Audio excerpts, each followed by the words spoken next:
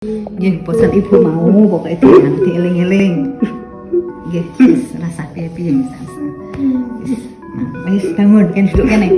Ayo toh. Video seorang sopir taksi online Brio Kuning marahi penumpang wanita karena tak diizinkan mampir ke laundry viral. Kasus ini viral setelah diunggah di akun Instagram @infokejadiansemarangnew pada Jumat 15 September 2023. Kini, usai rekaman video itu viral terbongkar sosok sang sopir. Melalui akun Facebook MIK Semar, banyak netizen yang menemukan sosok sopir tersebut berinisial HH.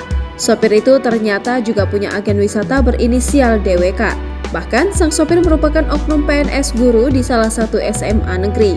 Sementara berselang 2 hari usai kejadian tersebut, sang sopir akhirnya menemui penumpang dan ibunya.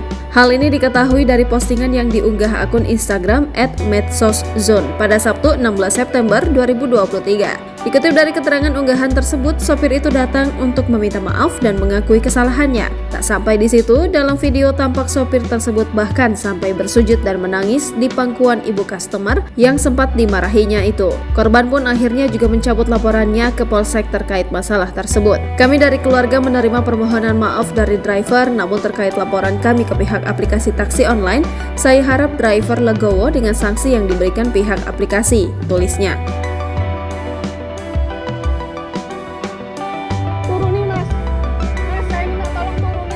Ibu saya kenapa-napa, Mas. Saya minta tolong turunin. Allahu Akbar, ya Minta Allah. tolong turunin, Mas. Daripada ibu saya kenapa-napa, Mas. Saya minta tolong turunin. Astagfirullahaladzim, ya Allah, ya Rabbi.